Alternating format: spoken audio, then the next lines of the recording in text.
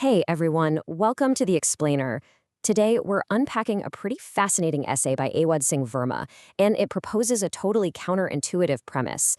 Basically, it argues that to gain absolutely anything of value in life, we actually have to learn how to lose first. We're going to explore why giving isn't just, some nice moral idea, but an inescapable law of the universe. So, right off the bat, what are you refusing to let go of? Seriously, I want you to keep that exact question in the back of your mind as we go through this. As humans, we naturally want to hold on to things super tightly, right? We think hoarding equals having, but our source material today completely flips that on its head, and it's going to demand that we look at our attachments in a completely new light. All right, let's dive right into this. Section 1, Nature's Law of Exchange. Now, this isn't just some lofty, abstract philosophy. It's totally grounded in hard physical and biological rules.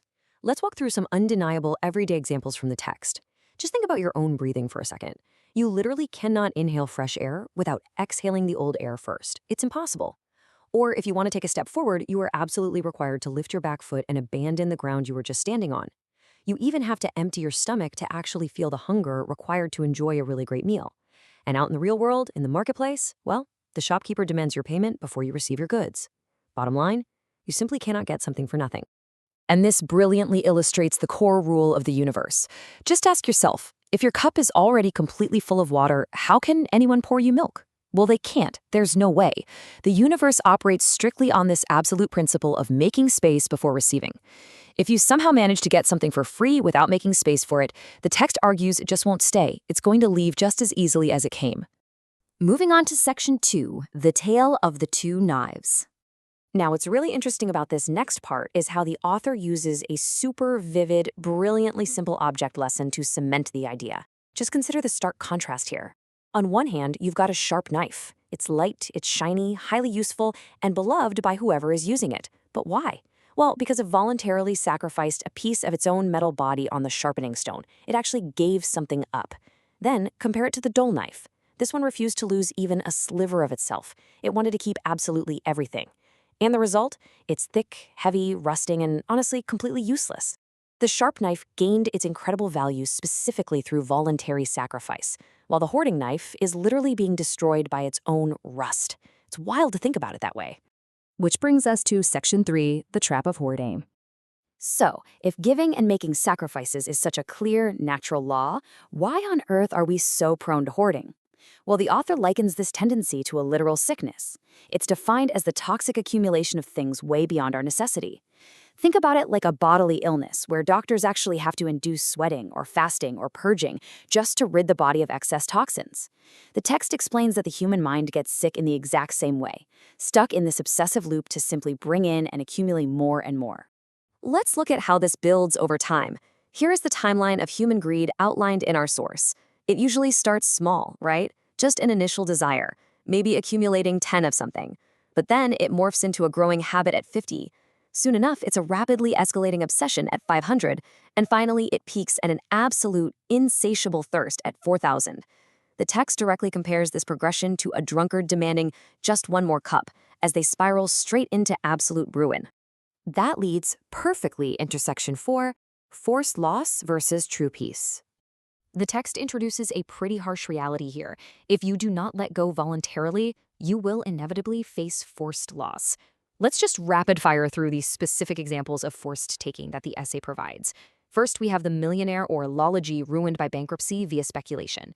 Then, the wealthy landlord, the Malgazar, whose vast estate is completely wasted away by his son's debauchery. Next is the moneylender, the Sahukar, who ends up robbed of absolutely everything.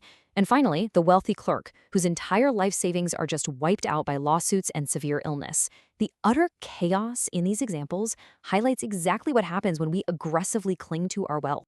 The essay explains this mechanism using another biological parallel that makes a lot of sense.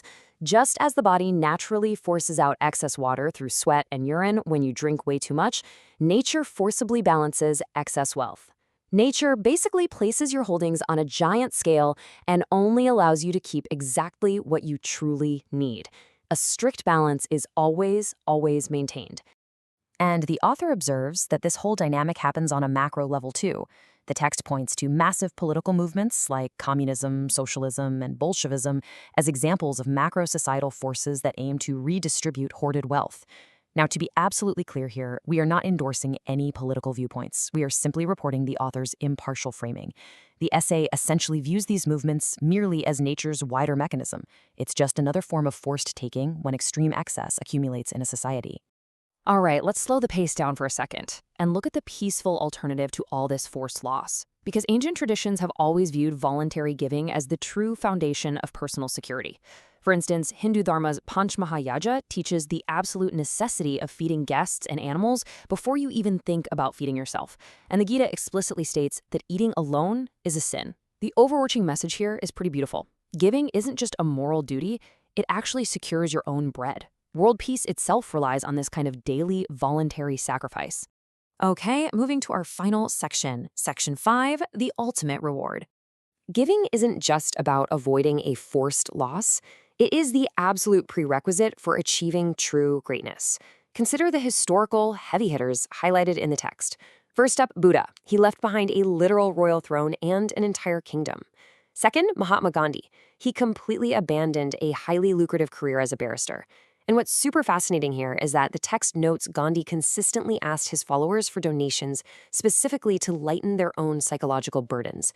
By encouraging them to give, he was actively freeing them from their toxic accumulations. Both of these men gave up immense wealth, and in return, they gained something far, far more profound.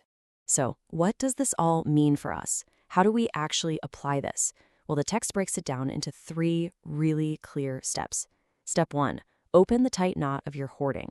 Step 2, give freely. And hey, this doesn't just mean money. You can give your wealth, sure, but also your knowledge, your time, or your love. And step 3, receive exponential rewards, fame, and joy in return. Remember, absolutely nothing valuable in this life, like deep wisdom or lasting joy, comes for free. We really have to learn to give with open hands.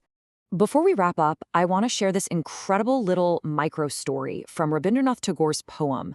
The author actually uses this as the emotional peak of the essay, and it's powerful. It's about a beggar who gives a tiny offering to a king. The beggar says, "I gave him a small grain of corn. At night, I found a grain of gold in my bag.